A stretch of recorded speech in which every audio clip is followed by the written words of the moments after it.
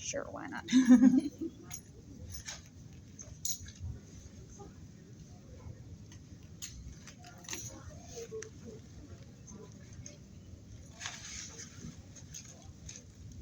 I don't know if I can sit on that.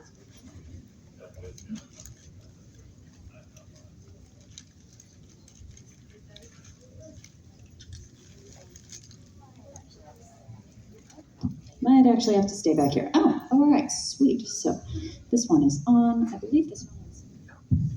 Okay, that one's also on. A little more off. I don't think that has much. So I'm using this one today. All right. In which case, sorry, co-presenter. Actually, no. I'll move this over here. And my co-presenter, my lovely, lovely co-presenter, can have this one. Because as it turns out, not actually having vocal cords means that microphones are a little bit of a moot point. All right. 2:11, we got 4 minutes to kill. So yeah, hello. Hello. I'm here to talk about fanfiction. Yay. For a while. And how many people here, I'm gathering at least 50% of you probably have read a fanfiction at some point in your life. Yeah. Doing any of y'all write? Yeah. Nice. Oh man, we got a bunch of writers here. Sweet. Nice. That is awesome. Yep. Yeah. I love fanfiction just as a concept, and I find it fascinating seeing how it differs from original fiction, as well as the areas where it's the same. But we're going to be talking about the areas where it's different because the scope is just too dang big otherwise. That just gets into the entire oral tradition and everything. All right. But yeah, I've been reading fanfiction for most of my life, but I only started. Wow, that was a lot more southern than I am. I only started, but I only started writing fanfiction like a couple years ago. However, I do have like 11 years of beta reading and editing experience, so it was more just I'd already gotten the rest of the writing thing done, and it was just one fandom that happens to switch me over from reading to actually creating myself. Two guesses as to which one that one is. All right. Again, it is 2:13.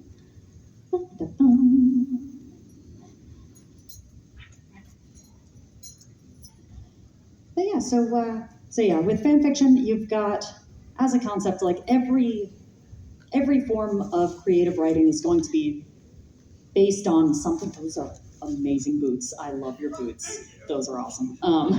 Nice, yeah. Thank you for sharing them with the world. Right? But yeah, fanfiction as a concept, like everything is going to have some basis in inspiration. Fanfiction just happens to be the one that puts enough of a focus on its inspiration that it gathers that the audience is going to already be familiar with whatever the source material is. And so the stories are going to be shaped a little bit differently. You're not going to have as much character introduction, scenery setting, because it's all wrapped up in what does the audience already know. And you can also kind of play with expectations that the audience has based on what they already know about the source material. So you'll see that with a lot of genre switching types of deals. Yeah. So, hello, I am Jules. This is me. You can tell because it's the hat. If I'm not wearing the hat, then I guess I'm not Jules. Whoops. I am still Jules without the hat. But yeah, so I do cosplaying, I do singing, I do crafting of bizarre things like this. And most relevantly for this, I am a fanfiction writer and a beta reader. So I've gotten a whole lot of whole lot, considering I've been writing for 2 years. But so 22 fanfictions accounting. On AO3, I've got a few different fandom events, which are really fun things to get into.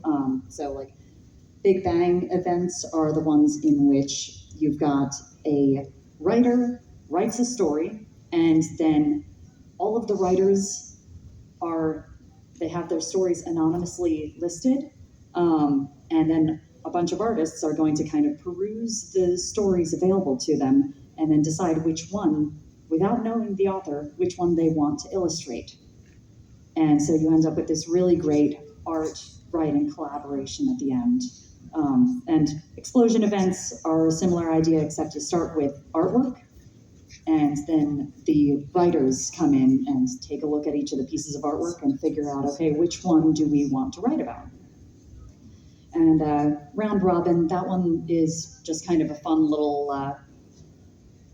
thing based on how Renaissance fair workers will often tell stories to each other while, and I expect not just Renaissance fair workers, but the friend who was in charge of this round robin storytelling situation is a Renaissance fair worker who makes dragons and also sails on sailing ships. Shout out to Misty. But yeah, and so you basically, one person starts with a story and then they leave it on a cliffhanger and then leave it for the next person. And so we have oh goodness, I forget how many parts, 18, 19 parts to this multi-authored story. And I'm also part of a zine, and I've done a whole bunch of beta reading, and I run a has-been fanfic recommendations blog on Tumblr just because I'd read so dang many of them and wanted to share them with the world, or at least with anyone interested.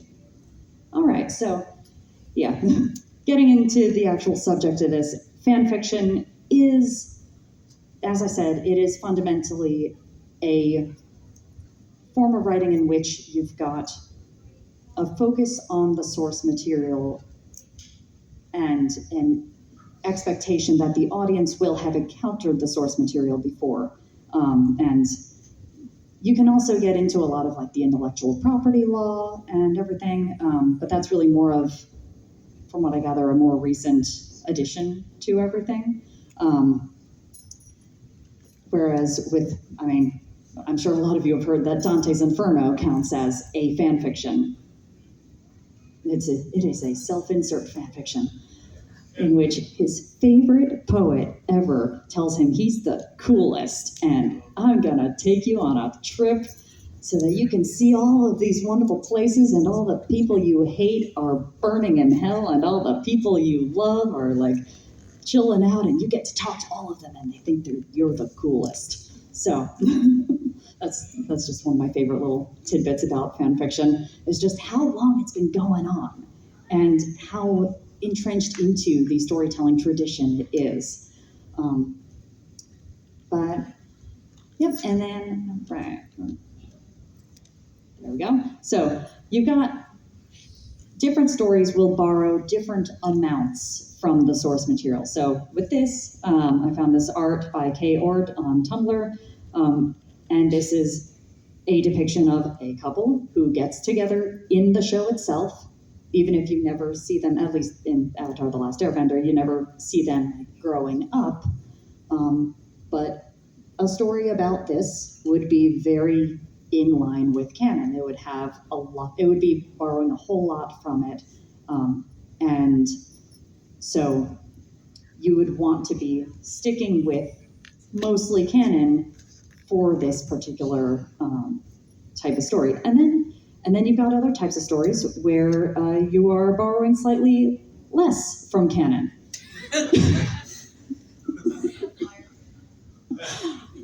By the way, if anyone wants to write this, I fear and respect you. I don't know. Fred Flintstone's just there. I don't think he's even serving coffee. He's just like, he might as well be T-posing. right. But yeah, so, and some of the most fascinating stories that I've ever read have been of the former variety, where it's kind of taking exactly what happened in the show, in the source material itself, in the book, but what if this other thing happened? What if this character had been born into a slightly different set of circumstances? What if, when this one character had a difficult decision to make, what if they made a different decision? And then kind of playing by that set of rules until it reaches whatever conclusion or spirals into a whole nother plot.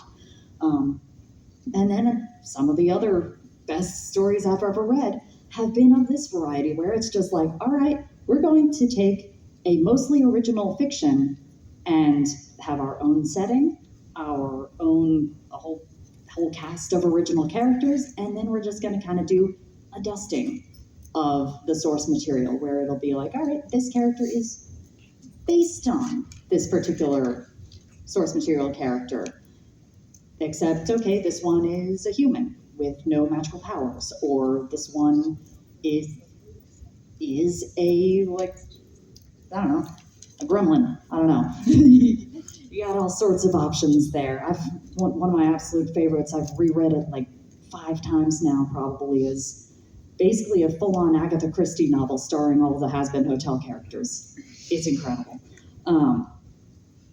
And all right, and then, so, keep on wanting to use that. So yeah, this is generally how I go about analyzing the source material. So you want to explore the whys. So you've got whatever it is in canon, whether it's a character design or a decision a character made, or whether it's something having to do with the setting, if you want to get into theory crafting, or it's the way that a particular magical spell works, something like that. And then you can kind of back out a little bit, and you can sort of explain, all right, what are some of the potential reasons that would have gone into this? And sometimes it has to do with the setting that they're in. Like, this character would not have made the same decision if they were not surrounded by the apocalypse or this magical institution or something like that. Sometimes it has to do with the character's backstory. It's like, hey, this character's just got a boatload of trauma that would impact how many belts they wear. I don't know. Like, you can really dive into like every decision, or the values that character has and that they've stated, or that are kind of implicit in the set of actions that they make. And sometimes you're zooming out into a more Doyleist interpretation. So like with genre conventions. So you've got genre conventions of, all right, this is happening in a kid's show, so they're not going to show XYZ amounts of bad stuff happening. Or this is in a gritty apocalypse story that does gritty apocalypse story things, and you're unlikely to find power of friendship or types of things. And with the Doyleist thing, so you've got a couple of different ways of analyzing media. You've got Watsonian, which is like, this is from John Watson's perspective. This is talking from the perspective of the character, treating the character as though they are a person, and analyzing like within the story, purely within the story, not looking at anything outside of it. And then you've got Doyleist interpretations. So Arthur Conan Doyle.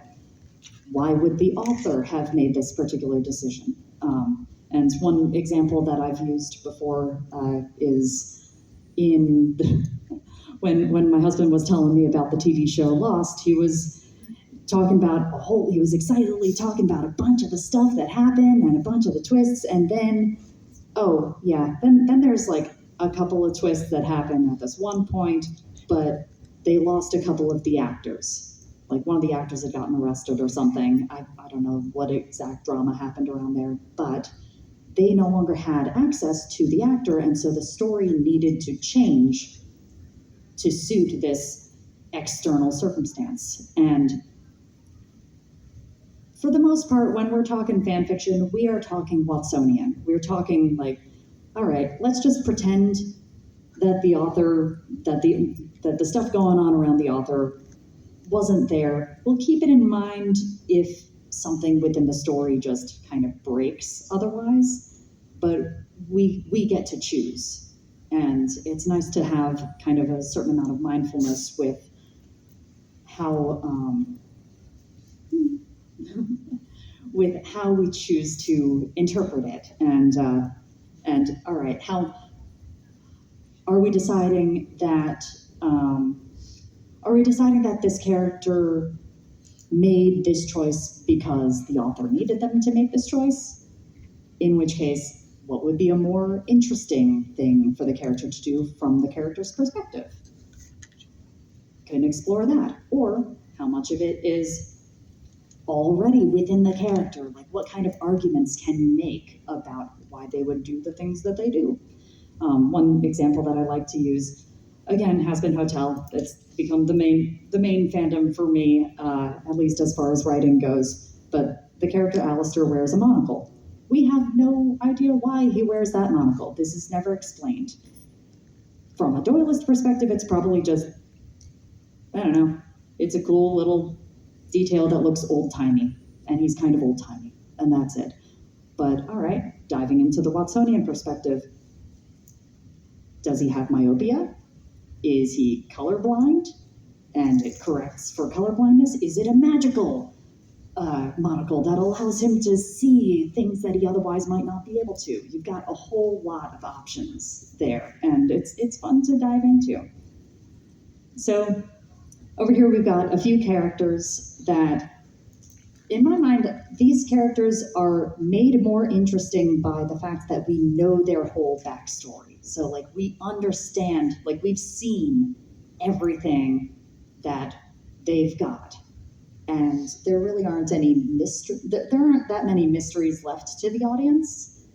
But this really opens things up for, rather than diving into the mystery of the character, you'd get to dive into the choices that we know the character already made, and we can just kind of fiddle with them and be like, all right, well, what would have happened if such and such thing in their backstory had been different? But then you've got other types of characters where where the mystery is the interesting element. Like, you have no idea what's the deal with most of these characters. You only have these like tiny little snippets of backstory. You only know a little bit, and you're kind of filling in the blanks for the rest of it. And for these types of characters, you've got extrapolation, what I consider the branching paths method. So you know that this character made this decision in canon, and you can use that as a data point. And because, I mean, psychologically, we all will make decisions based on all sorts of different things. Like, all right, if you are both tired and hungry, if the tiredness wins out, then you might be a little hungry and you might stay in bed. If the hunger wins out, then okay, fine, you might be tired, but you'll drag yourself out of bed and get yourself a snack. And you can use that for characters, because characters, a well-written character is not going to have just one motivation. You can dive into all sorts of different motivations in order to kind of take what's in canon and then kind of backtrack to, okay, what is a potential reason for them making this decision? And then, all right, can I tweak this to put them in this other situation and figure out what is something that they might have decided in this other circumstance? One example that I like to use, again, with Alistair, is that he is both a showboater. Like, he's very ostentatious and enjoys having attention on him, but also he prizes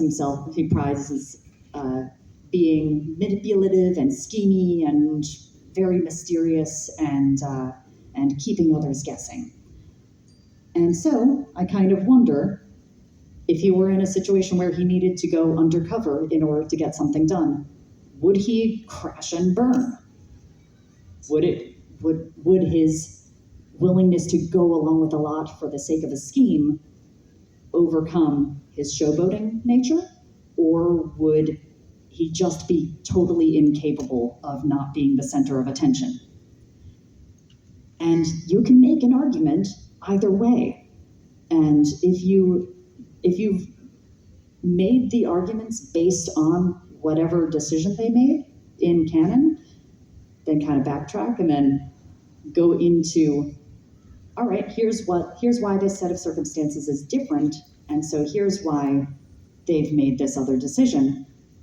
Then you can put like the most stoic character in a situation where all of a sudden the audience actually believes that they would be breaking down in tears.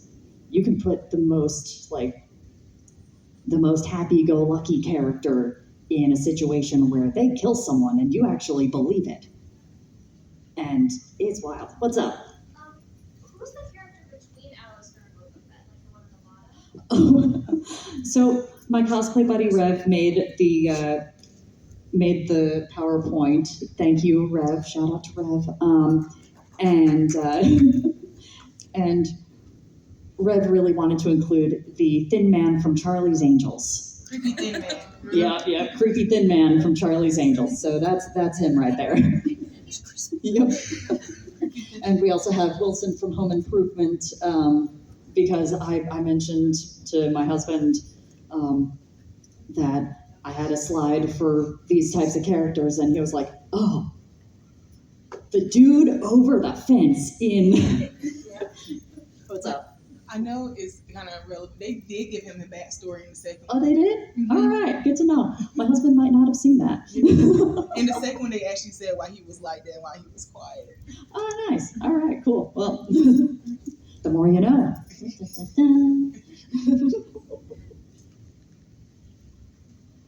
All right, and then we get into some iconic background characters. It was something amazing, I guess. Right? Oh my God, yeah. But yeah, so we've got like a good background character is really just the main character of a story that doesn't exist yet. And you can make that story exist.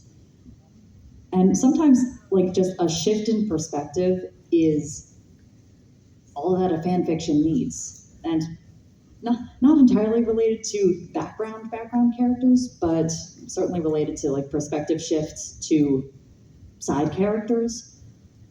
90% of the time, if I am stuck on a particular chapter and I just feel like it's not getting where I need it to go, all I have to do is try writing a different draft of that particular spot from the perspective of someone who's looking at it, or from just switching the perspective somewhere else. And that is exactly what I need to get myself out of the rut. I'd had this one story in which two characters, I was supposed to establish two characters as both very, very heavily crushing on each other, but neither of them wants to recognize that. And trying to write that from the perspective of one of the characters and trying to get across the fact that not only is this character crushing on the other character despite himself, but also the other character is crushing on him, but he does not notice. It's a little challenging when it comes to writing from third person limited.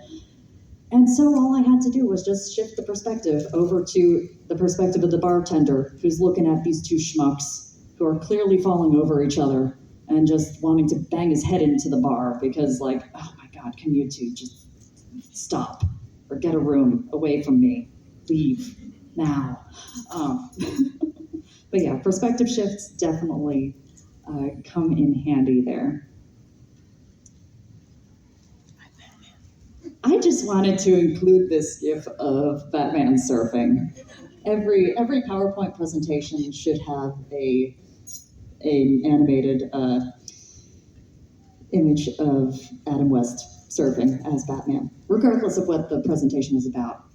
I know that I would pay way more attention to the corporate presentations if if every single one of them just like included that on a slide.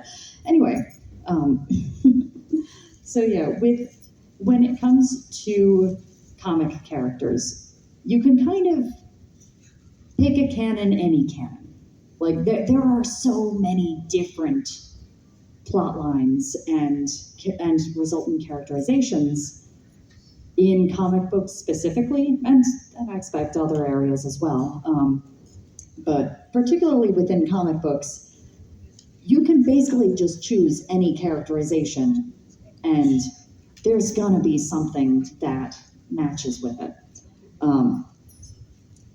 Although, one thing that I've heard people say about Batman specifically is the idea that, all right, they've got a couple of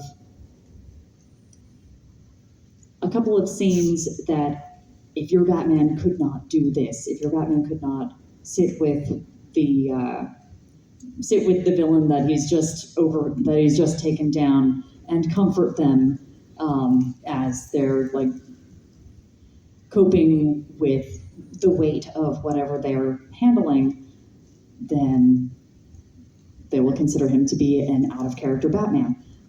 Personally, I do not have as many opinions about Batman in particular, but I feel like when you are approaching a character who has so many different canonical interpretations that can each be considered some amount of canon, it's less important that you go with more or less canon, and more important that you just pick something consistent.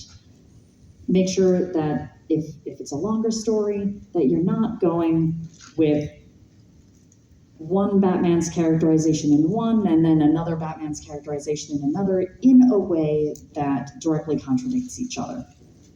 That said, you can still totally go into a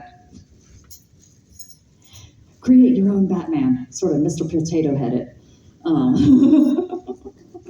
Just be careful of where it is or is not contradicting.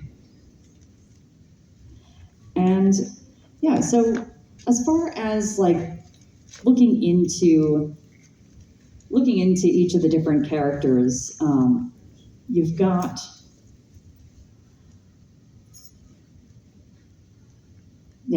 the different types of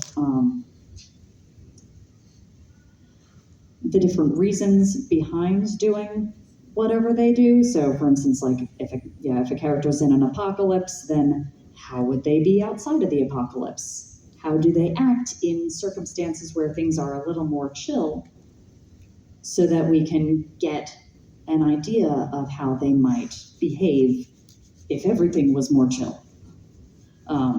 I mean, the apocalypse story that I'm most used to is Fallout, and in particular the series, or like the Amazon show. And with there, you actually get to see how does the ghoul, or Cooper Howard, interact with the world both before and after being impacted by the entire apocalypse.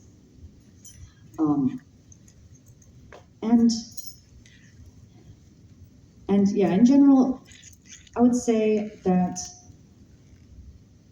you want to look at the character and then figure out a particular trait of theirs and an example from canon that you want to keep in mind of, all right, this is a character-defining moment, or just a character-defining decision, something that they would not feel like the character that they are if they would not make this decision under these circumstances.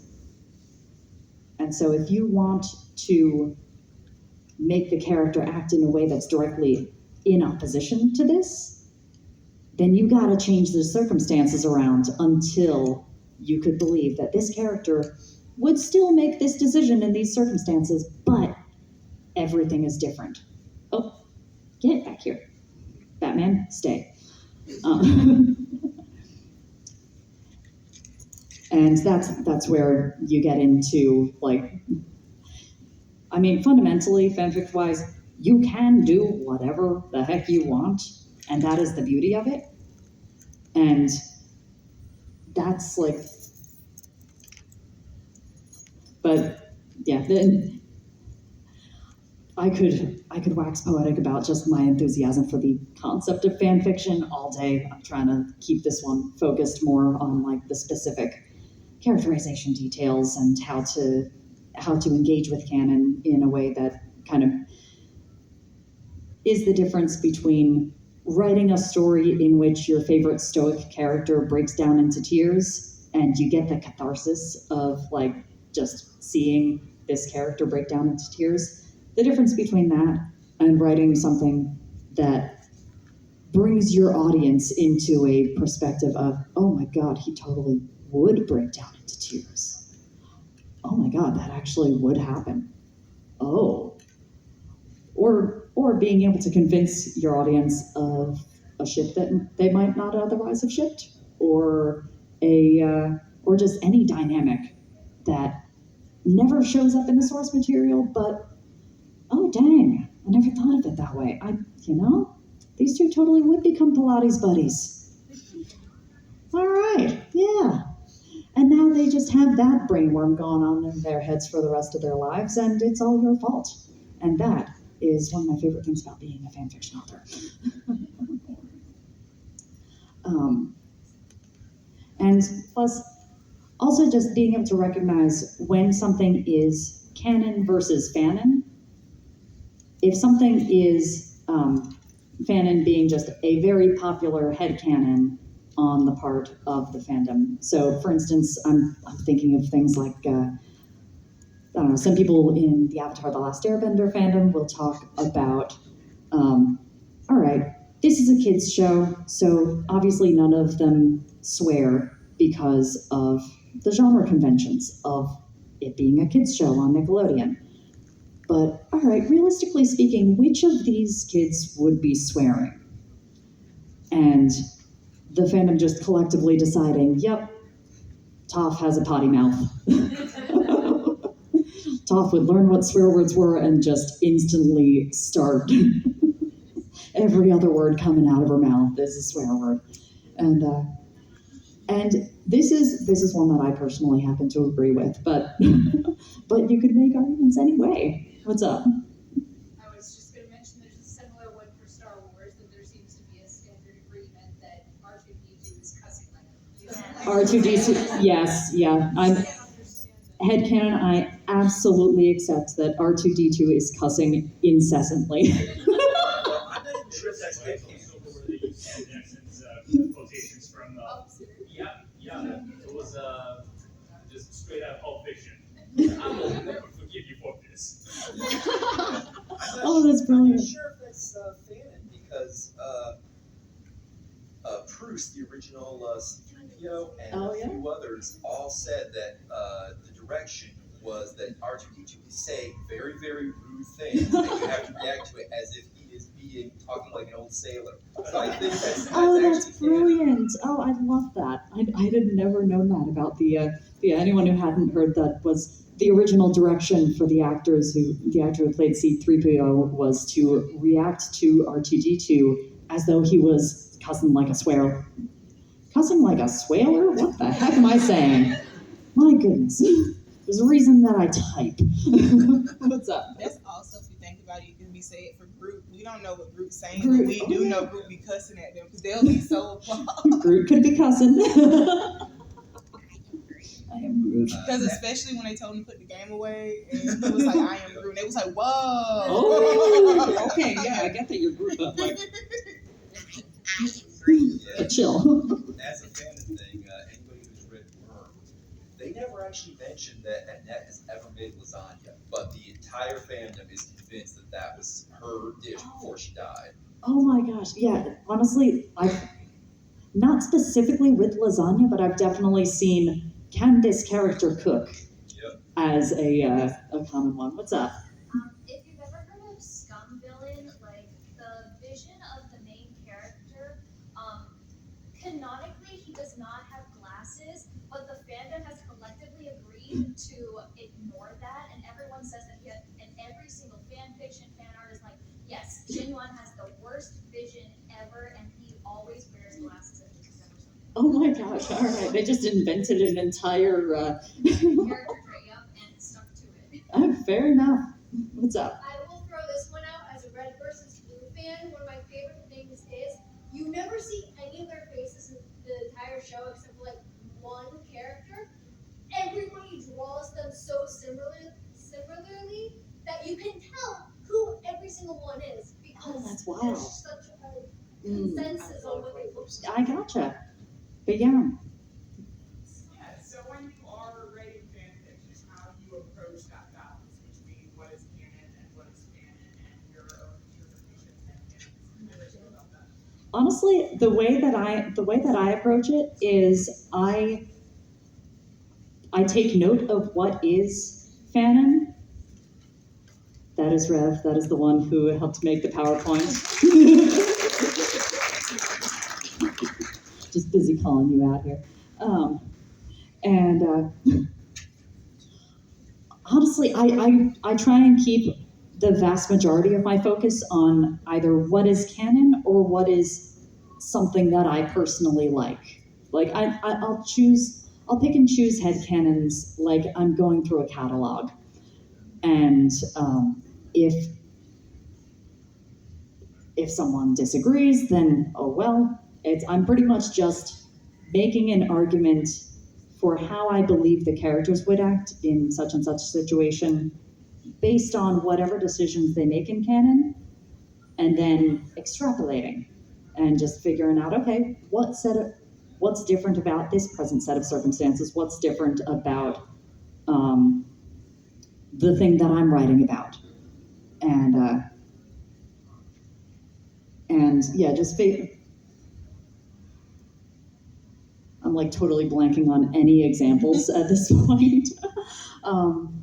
But honestly, even sometimes when it comes to canon, actually, oh, I forgot about this one. Yeah. So, yes. So with this is just like, I'm a big fan of crack fics. I love writing the stupidest stuff. I was raised on Top Secret and Airplane and Kung Pao Enter the Fist, and you can tell. And so yeah, basically just don't be afraid to get silly with it. But I would still say that the best crack fics, the ones that appeal to a wide variety of folks, even the ones who would normally kind of hate it, and it's really amusing to be like, damn it, I can believe this happening, and like I wasn't expecting to, but now I've got this stuck in my head. I just like annoying my fan base, apparently. It's so much fun.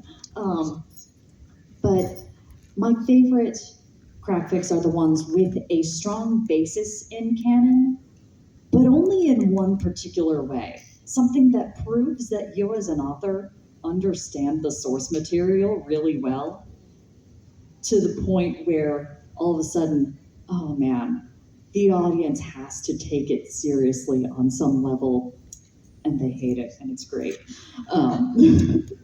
But like my favorite crack cocktail, which sounds like a terrible thing, outside of the very specific context of knowing exactly what we're talking about here, is where the characterization is super close to canon, but the characters have just been forced into an event that would never ever happen in canon, either because it's whatever fandom trope you're wanting to dive into.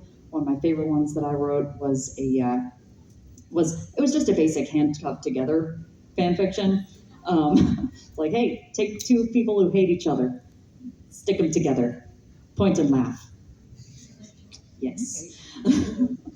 And you can also have like, all right, one character is acting extremely out of character. for whatever reason. And then you've got the other characters reacting to it as though this was actually happening. And all of a sudden, all right, well, crack treated seriously is one of my favorite things. And I'd say that the recipe I use, so to speak, for crack treated seriously is, all right, what thing am I playing straight from the, oh my God, yeah, it's just the comedic straight man. Duh, okay, yep, just realized that right now. But yeah, and then you get into where you want to break the rules. I like your choice of having the panty and stocking with garter belts on there. So sometimes you want to, basically, canon is not an entire world. Unless you're writing Lord of the Rings, because that kind of is an entire world. But not every author is J.R.R. Tolkien. You cannot expect a full-blown, functioning system out of everything. For the most part, canon is just going to be a story. And it's going to be a story that focuses on very specific things. And you basically just need to decide which rules you're keeping and which rules you're breaking, and communicate that to the audience. Because if you start out with something like the super close to canon, all right, let's see what would have happened in Avatar: The Last Airbender if Zuko had had one more reason to join Aang and the rest of them. If he'd had one more reason, then maybe he would have made a different decision anywhere along the way. You could really pinpoint any particular area along his journey and decide, all right, well, how do things go from there? That's an area where you really want to stick to the rules of canon as much as you can. Canon. Anyway, because otherwise, what you're advertising, so to speak, is, all right, I'm going to do this scientific experiment of what if this particular story, except this one thing, was different, and then you're changing a whole bunch of other stuff along the way, and that can break reader immersion. And so that's where that's where it can break the suspension of disbelief. Oh, what's up? So you said before that when you're writing a fanfic, you kind of pick and choose the greater headcanons within the fandom. Do you ever worry that if you don't include a very popular headcanon or piece of fandom, that it would break the immersion for just the random fanfiction reader or casual reader that might stumble upon your fics? Or Honestly, no. Yeah, I've definitely seen that worry before. The worry that not including a particular popular headcanon will break reader immersion. But sometimes I'll even just go out of my way to write the opposite. Because it's hey, you know what? We are all here enjoying this particular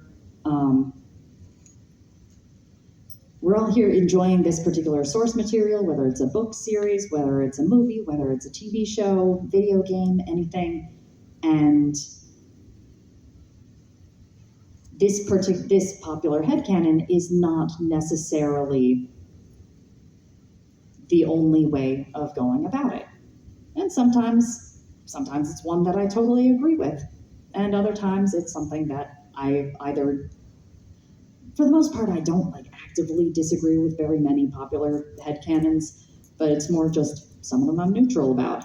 And so if someone is, there was one character who's often depicted as a neat freak because of this one moment where, it's Alistair again, dang it. He's often depicted in fanfiction as kind of a neat freak who prefers spending time alone.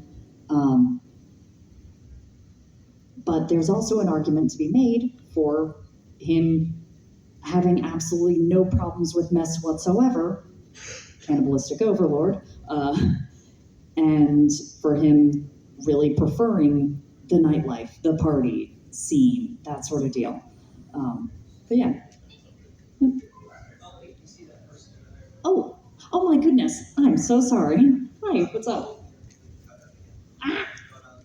So to preface this, I grew up on like the internet around the time the 2016 Undertale fandom was taking over. Okay, yep, I'm liking the Chris cosplay. So what people sort of did to get around the sort of rule breaking is they made AUs or alternate universes, and Yep. that kind of just exploded in popularity around that time. It did. Yeah, I'm not sure if you're going to talk about that. Oh yeah, it's with that.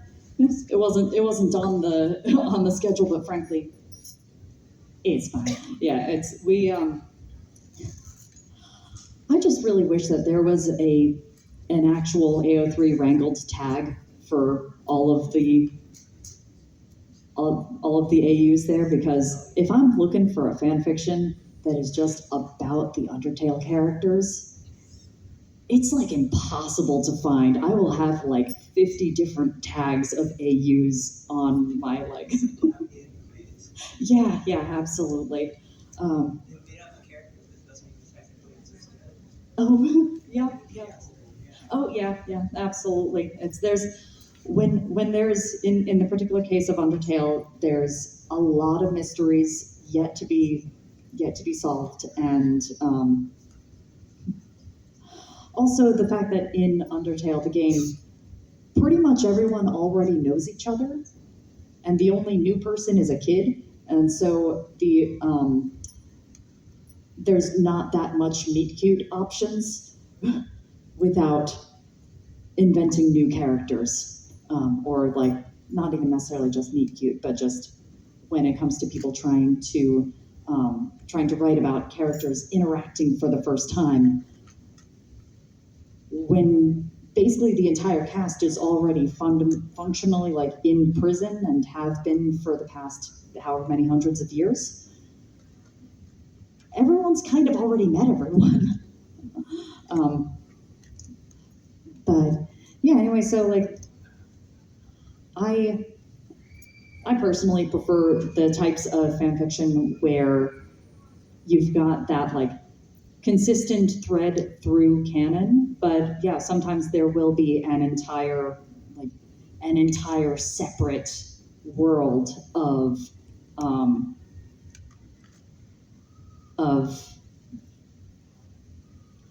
popular headcanons, essentially. And for those, I hope that you have a properly wrangled tag so that people who want to find it can find it, and people who don't want to find it can not find it. All right, and so, yeah, with this, when I'm talking about the rules, it's pretty much just, this is just about maintaining consistency within your own fan fiction. It's not you must only have canon ships here, you must only have canon character details of this particular variety here. It's more just, all right, if you're writing a story where you are inventing a whole new setting, then all right, you don't have to abide by any of the rules of the setting, of the canon setting. And so you can communicate your rules to the readers either in text or out of text. So in text, I had I made a particular change to canon for the sake of the story I was telling. I actually made a couple of changes to canon by having one of the characters show up a little earlier than he otherwise would have. And so I needed to put that into the text as, oh yeah, this character said, feel free to drop by anytime, and he did. like that sort of thing in the text. And I also had one change in which I realized midway through writing that the time period I had set the particular fanfiction in, everyone at the time was being spied on by someone who absolutely would have taken advantage of the two most powerful people around being handcuffed together, like, and without their powers, which I'd also written into it. And so I really didn't want to write a story that included the scope of the bad guy being able to see everything that was going on the whole time and kidnapping them or whatever was going on. Whatever would realistically happen if I was abiding by the laws of canon there. And so for that one, I really just did an out-of-text author's note that was like, all right, for this, imagine that Vox just spends the entire time with like a broken arm or something and he's not paying attention. Like imagine his phone is dead for the entirety of this particular fan fiction. Cool, okay. And you can do that because the canon story is not the only story that can be told from from what you're working with. And so that was 45 minutes, cool. But yeah, so I've got a few different links here for anyone who's interested. I've got 3 of them include 18 plus content while not being like only 18 plus content. And I also have a beta reading Ko-fi if anyone needs a professional grade beta reading or just wants to send me a message or whatever. But yeah, if anyone wants to, I don't know, plug their favorite fan fiction or talk about their favorite tropes or anything. What's up? I do have a question. Yeah. I just recently started writing. And I guess my biggest question is if you're working on a very long bit, how do you decide when you want to end a chapter? And is it something you're like, okay, I want to end it here, I'm going to this many words, things like that? I gotcha. My chapters, between different fan fictions that I've written, my chapters will range from like 1,200 words to like 12,000 words, depending on the particular one. And I generally try and keep the chapter length consistent within whatever piece that I'm writing. But yeah, it definitely, I will sometimes just realize that a chapter has, like, I'll either, if I've already got an established chapter length in mind, then I'll keep a lookout as I'm writing for like, okay, what's a good emotional, like, if I stopped reading here, I would be feeling however, or like the audience would be feeling however I, the author, would prefer that they be feeling. I don't yet have any fan fictions in which that feeling is rage, but I've definitely read and enjoyed a thorough amount of cliffhangery ones. But yeah, for the most part, I just kind of try and like wrap things up for the chapter at like, usually mine will end on kind of a cozy moment, kind of a down, like a lull. But yeah, it's very much based on just the emotions going on. But yeah, and then next up I saw you. How do you keep like at least like the canon? How do you keep like the canon characters, I guess, like in character and not making them too much OOC? Like, what are some things that you try to do to kind of separate? Like, this is how like I'm presenting them, but like marrying it to the canon. Yeah, it's with those. That's where I keep in mind, how did this character's circumstances change from what's in canon to what I'm writing here? And so like, anytime I notice that a character is acting in a way that I could never imagine the canon character acting, I'll be like, okay, but are they exhibiting traits that their canon self also expresses in those different circumstances? So a character who is kind of a show-off is going to be a show-off regardless of circumstances, unless something specific has happened to them to make them not want to show off. And if you've written that, then you can totally have a character who would normally, like, you could write it as a conflict of, oh man, normally I would really want to be showing off here, but no, otherwise that thing might happen again. But yeah, and then I saw, yeah. Do you have an opinion on RPF? RPF, oh man, it's so real person fan fiction. I don't know, man. I definitely like.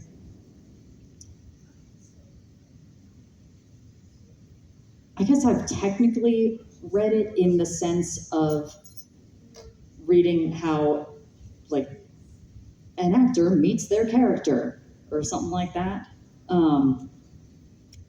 But that's not what people are talking about most of the time when they're talking about RPF. Basically, don't be creepy towards the people, and like don't bring it up to them at the very least. Like be a good fandom citizen. And next I saw you. Adding on to that, usually the ones that make me feel like the most comfortable reading them are the ones that play the character as the actor themselves rather than the person they are behind the scenes. Okay. No, fair enough. So, I have an initial question first. Yeah, Did yeah. you start with original works or with fanfiction? I started with fan fiction actually, I started with like 10 years of beta reading, and like just reading other people's works, both original and fan fiction, and just kind of soaking that all up. But it really was just the Hazbin Hotel fandom that like kind of caused me to go over the edge from only reading to, hey, wait a second, I'm writing out all of these headcanons, and they're kind of turning into conversations, and they're turning into, this is a story. Oh my gosh, wait, did I just write a fan fiction? And my secondary question is, are there any skills in fanfiction writing that you wouldn't recommend taking with you into like professional writing work? Ooh, okay, so skills that you would have when writing fan fiction that you wouldn't necessarily bring with you into professional writing. Because I find that sometimes when you pick up a book in a library or something, you can tell the person used to write fanfiction. And sometimes that can be positive, and sometimes that can be shocking. I gotcha. Yeah, I think the yeah, because a lot of what I consider to be like fan fiction versus original fiction writing, it less has to do with things that fan fiction writers get particularly good at that original fiction writers don't, and it's more things that fan fiction writers don't, muscles that fan fiction writers don't tend to exercise as much that original fiction writers absolutely do. And those are the scenery setting and the initial character introductions. And especially like if you're writing, getting across how a character looks in a way that isn't clunky and isn't just she breasted boobily down the stairs.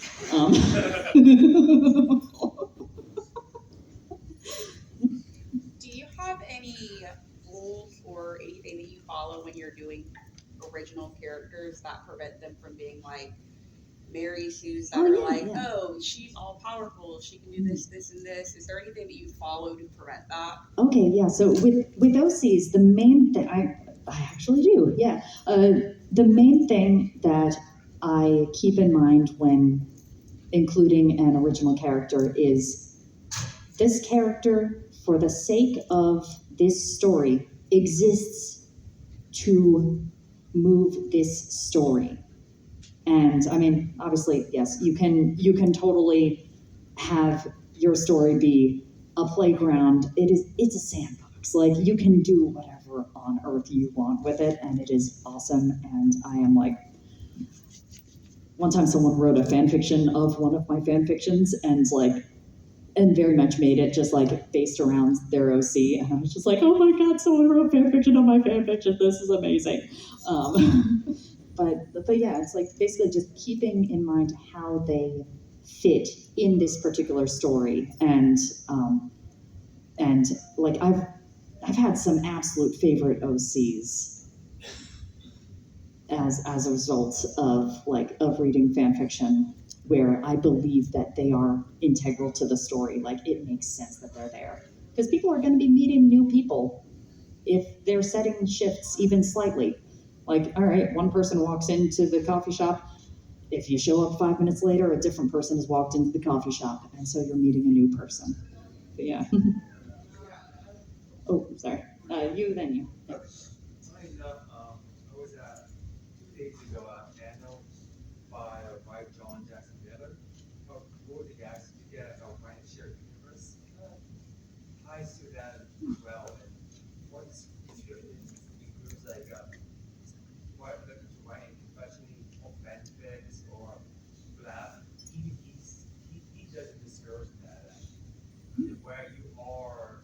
It's kind of I think John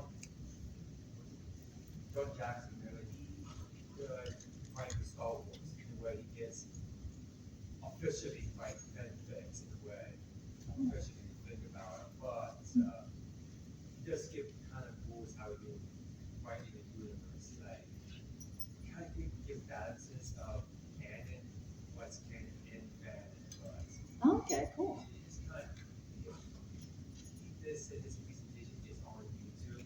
Oh. But it does interesting how you talk about you write how you some fans want to write in canon and why you want to go within the canon and all that. But on his case, sometimes he does have to lie the higher ups. Oh yeah, yeah. But It's, of course, he does have rules now.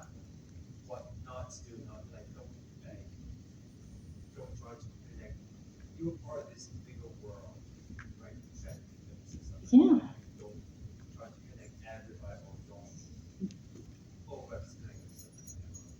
Fair enough. Yeah, I'm not as familiar with the. I mean, I know that I've read a couple of the like official fan fiction, so to speak, types of tie-in novels. But yeah, that's really cool. I'll have to check that out. You can tell which is bad, which is Oh, nice. Yeah, you had a question? Oh, Yeah, nice. I Yeah. just wanted to kind of expound upon this topic. Yeah, what's up? There was a website that I used pretty regularly called, like, if you type into Google the Mary Sue litmus test, I think that's a really good way to kind of check boxes and figure out your score at the end and be like, okay, what can I take away from this character if you're worried about creating a character that's too powerful. Oh, something that's OP. Yeah. Right, and then I would also say just incorporating flaws that are more than just, bad morning breath. Like, what is something that is a literal character flaw that's going to create conflict in your story, and that other characters are going to butt into it? Oh yeah, yeah. I love when I think my favorite way of exploring character flaw is just a character flaw is a character strength in the wrong genre. It's like if you've ever heard of like the thought experiment where people will swap out Shakespearean tragic heroes and be like, oh man, if Hamlet and Othello swapped places, they would never have made the mistake of the other one. Hamlet would be waffling for so long that he would totally notice Iago trying to manipulate him. And meanwhile, like, Claudius would be dead before Hamlet's father's ghost had even like finished his sentence if Othello was in his position. And so yeah, it's like, and a character flaw is just a character strength in the wrong story. All right, so it looks like we are at the end here, but yeah, I'm absolutely eager to talk about any of this or whatever you want afterwards. But yeah, thank you for coming.